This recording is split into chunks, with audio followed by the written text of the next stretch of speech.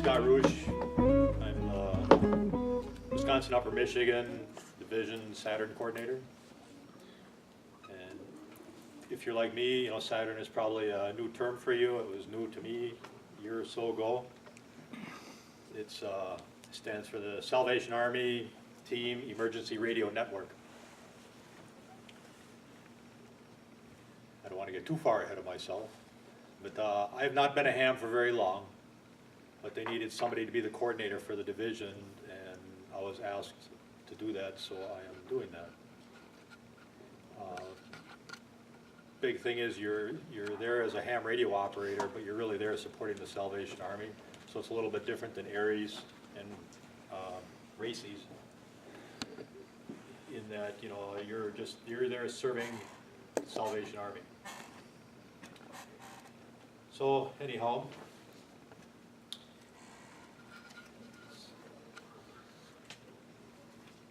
This is off their website, and I'll talk about the website later on. But the mission statement, SATERN is an all-volunteer organization of currently licensed amateur radio operators in service to aid the Salvation Army Emergency Disaster Services Ministry. Many operators are specifically or specially appointed ARRL technical specialists, Skywarn, and/or Aries members, like I mentioned. In addition, some volunteers have voluntarily completed one or more of the FEMA Incident Command System training modules, or ARRL emergency training, or the Salvation Army Emergency Disaster Services Incident Command training modules as well. SATERN may also assist in handling health and welfare requests in times of emergency where normal communications and media fail. I'm kind of reading that out of their book right now, and I'll talk about it a little more, but I kind of just wanted to read you exactly what shows up in their mission statement. Of course, if you have a mission statement, you got to have a vision statement. You know, it's corporate law, I guess. Vision statement is the future Salvation Army Team Emergency Radio Network will bring together communications, expertise, and disaster services. Response to better serve those in need. So, you're probably kind of wondering how SATERN got started. If you go to the website, you can get a more extended history of how it occurred. I'm just giving you a very brief introduction to it, but essentially it was a Salvation Army captain. He was the Emergency Disaster Services Coordinator for Central Illinois. And he decided to create, he felt there's a need to be able to create a network for the Salvation Army to be able to help in times of need and in times of disaster. So it started out with he and just one other individual comprised the SATERN network in, what was it, 1988.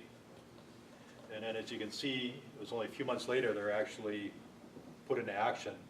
And at that time it was the two original operators, the captain and the other operator, and one or two other operators.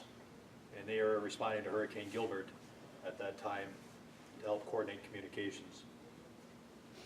If you're not familiar with Hurricane Gilbert, that was a hurricane that hit the Caribbean and killed 341 people. And they mostly worked as relaying messages from the Caribbean to Atlanta and outward. So, what does SATERN do?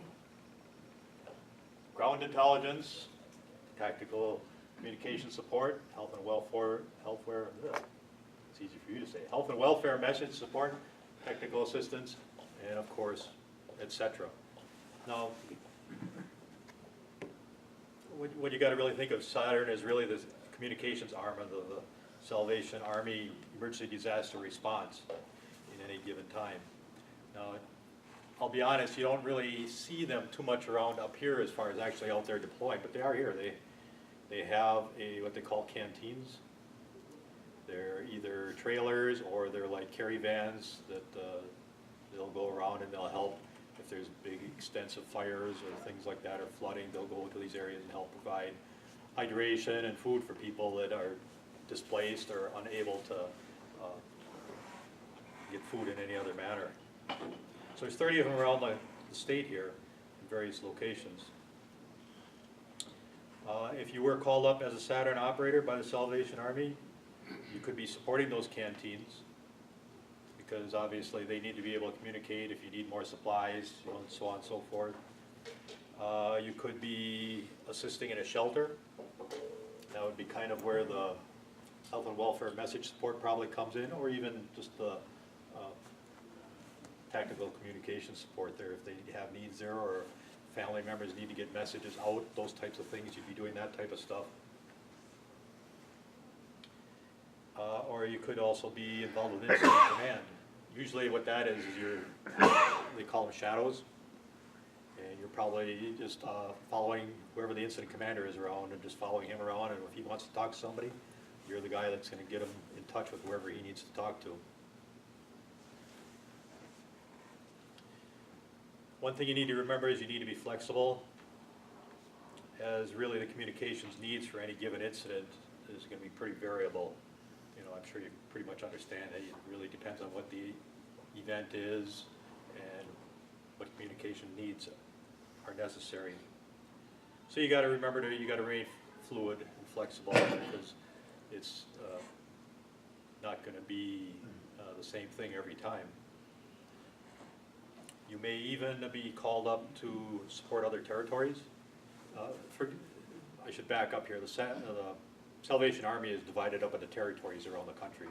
I think there's like 5 territories. We're in the Central Territory with 10 other states.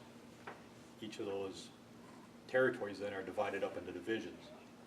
And like I mentioned earlier, we're in the Wisconsin Upper Michigan Division. So you may be called upon to support another territory. For example, if you're might be called to Oklahoma because, you know, Tornado Alley. You might be called down to the Gulf somewhere where a hurricane has hit. You just don't know. Your level of volunteerism is filled out in a profile I'll get to a little later on. So it doesn't mean you're joining SATERN. They might send you off to Timbuktu. Well, no. You can set criteria, you know, like you really don't want to be deployed outside the county or outside the state and things like that, but you can pick anywhere in the world if you want. They could deploy you somewhere in Africa if the need arose, if you selected that option.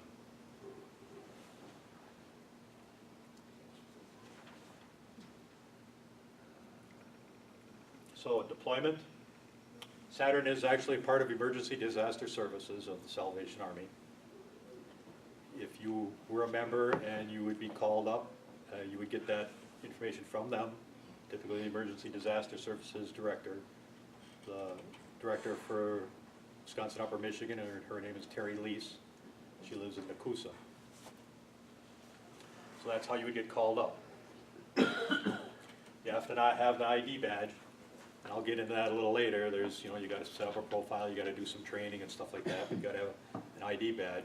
If you don't have that ID badge with you, if you got it, you may as well just turn around and go home, because they're not going to let you participate.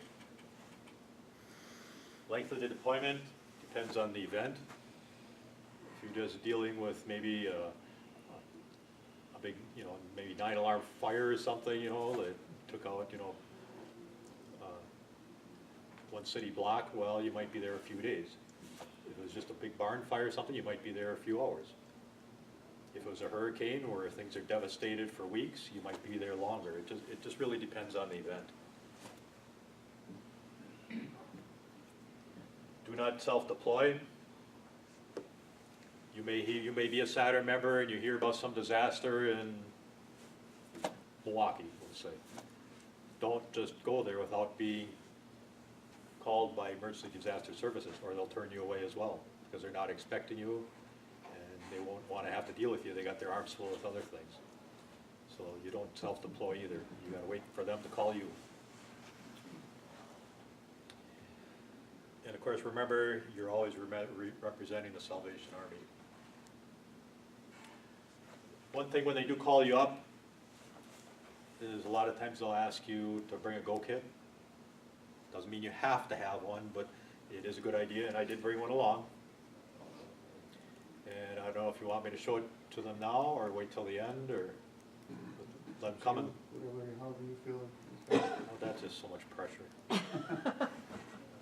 I will open it up later. But I didn't bring the antenna, and it's just a dual band, 2 meter, 70 centimeter radio. It's got capability of doing through a power supply or through DC on with Anderson power poles. It's just a mag mount antenna. I didn't bring that, and then ironically I bring a pizza pan because you may have something with a metal roof you can stick it on, or you may not, and you're going to need the ground plane.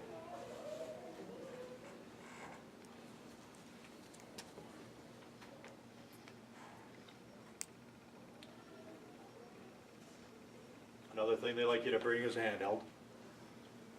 And I would be willing that probably every one of you here have a handheld. One of the requirements they ask is you have 8 hours worth of battery life, so that's probably multiple batteries. I'll give you an example. I didn't participate last year, but this year I'm going to participate in what's called the Patriot exercises. It's a nationwide drill that's performed at Fort McCoy with the National Guard and other agencies and that, and it's a rather hilly area there. And some people came with just handhelds, and they're pretty limited in their ability to communicate because of all the hills and things. And they had to create a station that all they did is relay messages all day long, just because handhelds couldn't communicate directly. So it is in your best interest, if you really want to get into this, is to have a little go kit made up where you could have a 2 meter radio.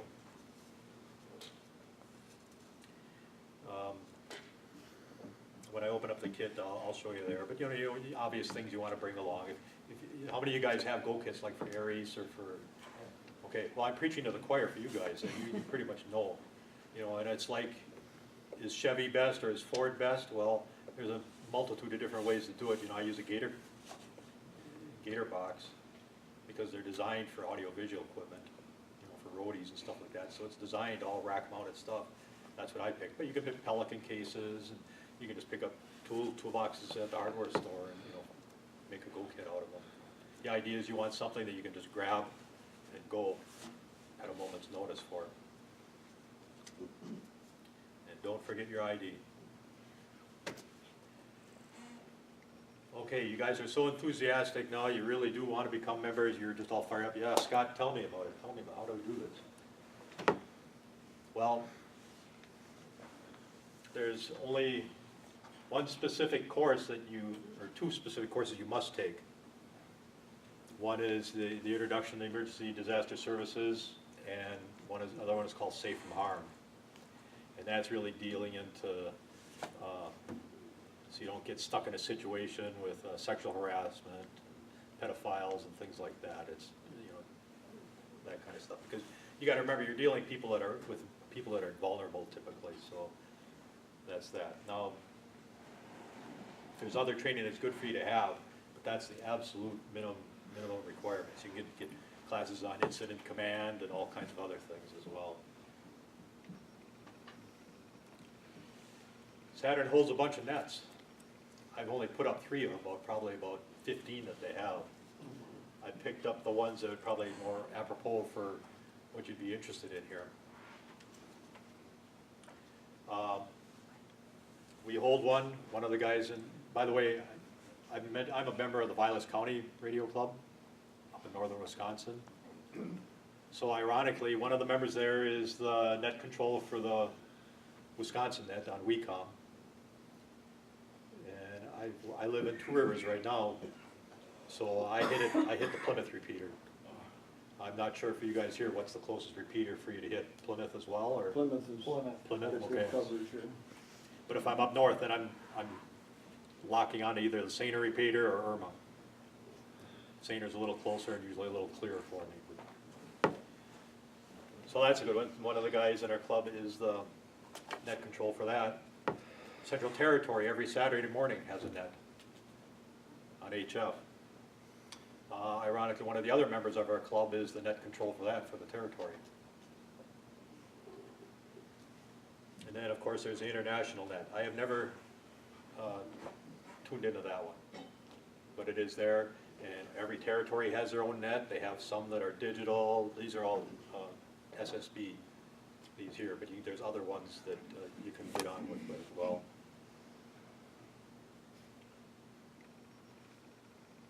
You guys all know what the acronym is? What's in it for me? Well, you know, it's going to be what you make it. You got to understand, you know, you're there to help people. It's not too much different than Aries or races. You know, you're there to help. You're there to pretty much, you know, be there with a servant's attitude. You know, you pretty much do as you're told or what you're asked to do.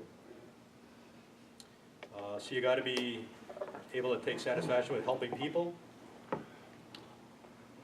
and putting ham radio to use.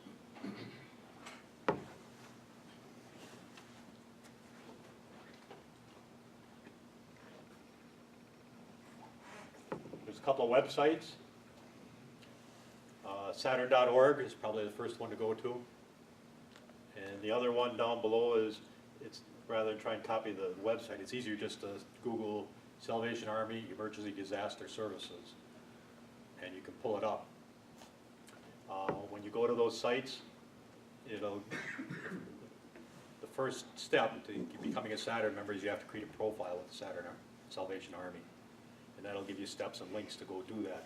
You set up a profile, and then it'll tell you what your training record looks like, how much percent complete you're done with, and all that. By the way, they do background checks.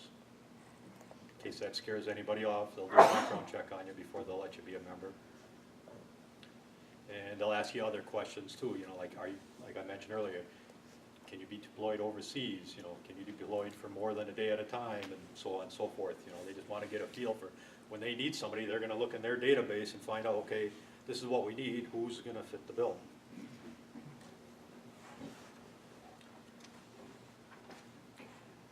If you want, I can pull up the websites if you're really interested in looking at them, or you can just pick out the websites and look at them at your leisure. I'll leave that up to you guys. You guys just look so enthusiastic here. It's Monday night. Well, and it is. I just drove back from Michigan last night, so I'm still feeling it yet. I'll leave that up, but the last slide is really just if anybody has any questions. How do you join?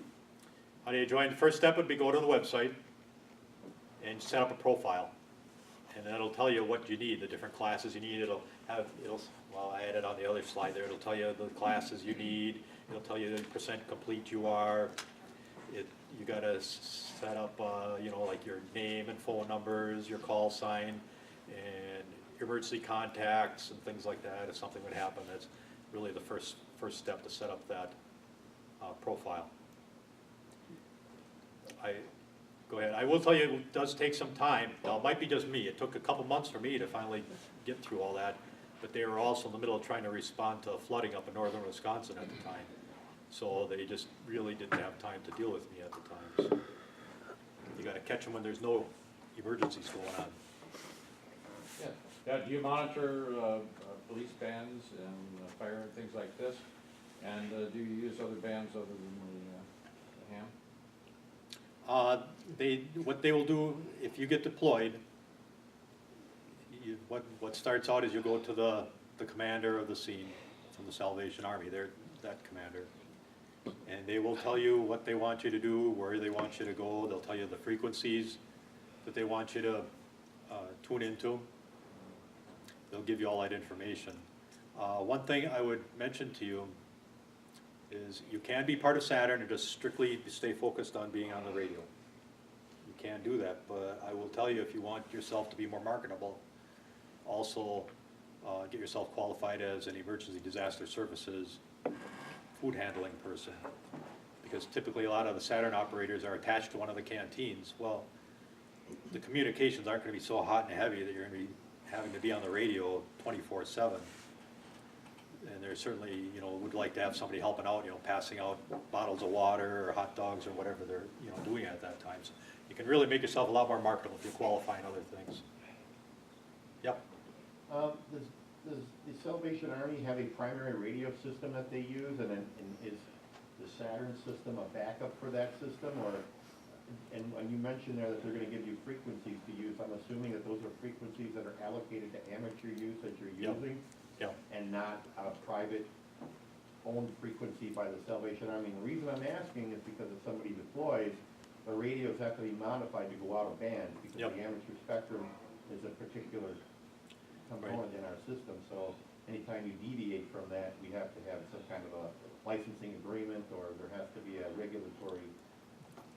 What, you know, obviously, and I can't think of the frequency, they do have a frequency that they try to use first, but if that Right. one's being used or busy, one of the other options they try to do is get permission to use whatever local repeaters in the area. Right. So that'd be a godsend, you know, instead of having to But try to. do they have a primary radio system that they use? No. They do not? No, A big organization like the Salvation Army doesn't have their own private radio system? no. It'd be, if it weren't for us, it'd be like cell phones and. Wow.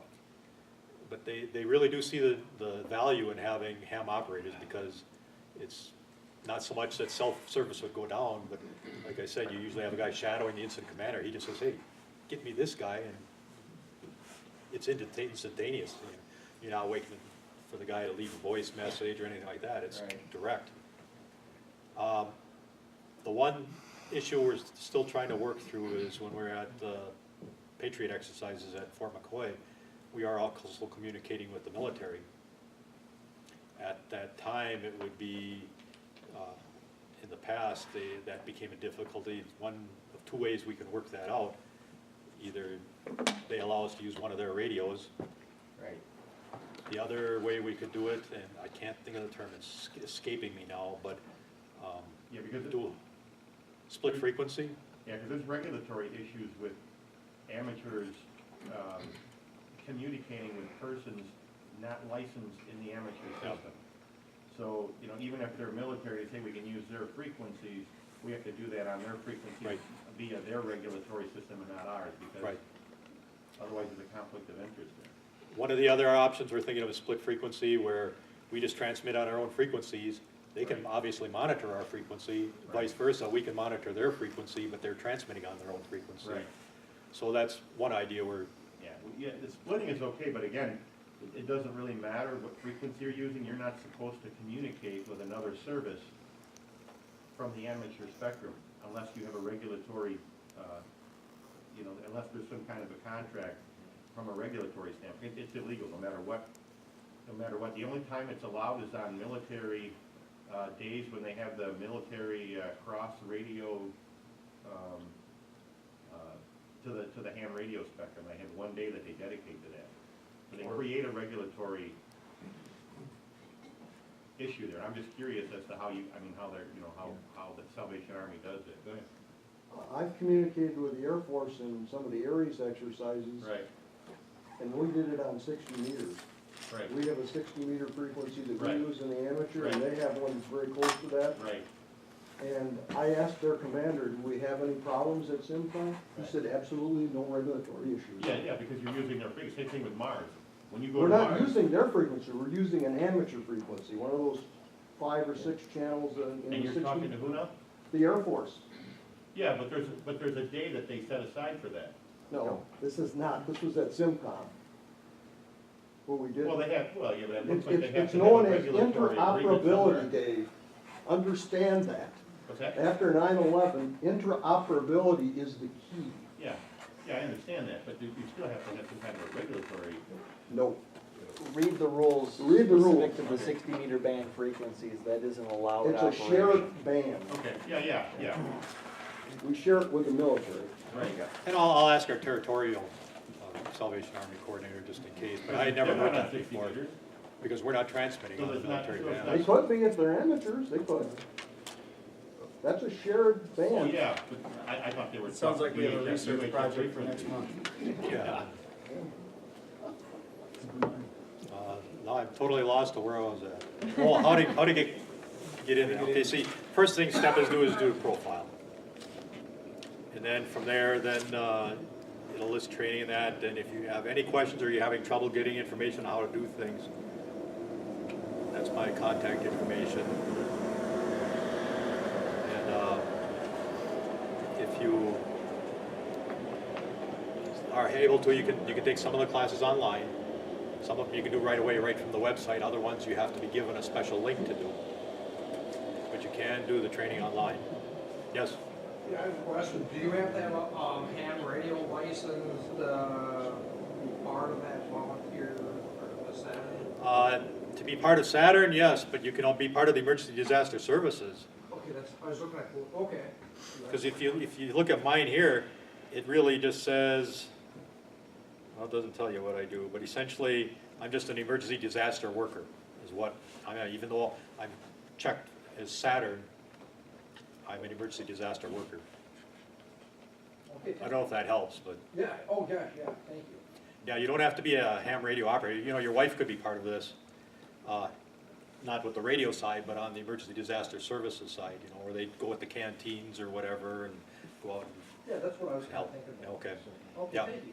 The profile's the same, so just click in one box on there whether you're SATERN or not.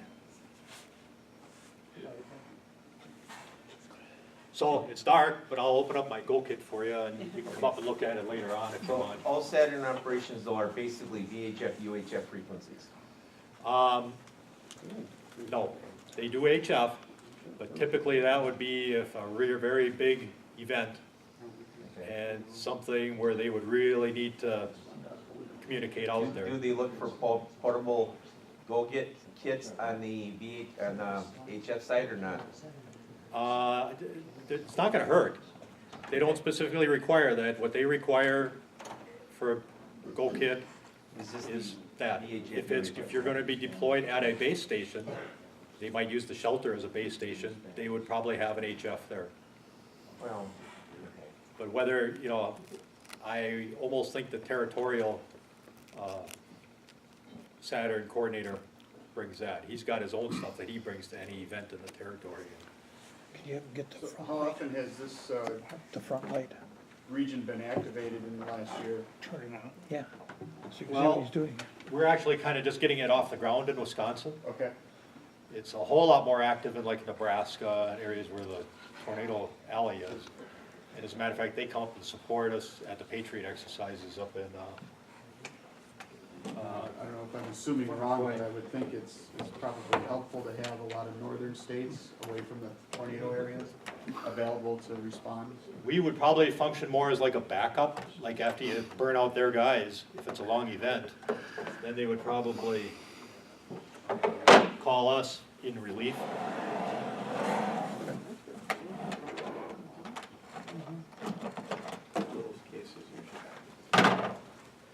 So you can come up and look at it later. It's just a, you know, dual band meter, power supply.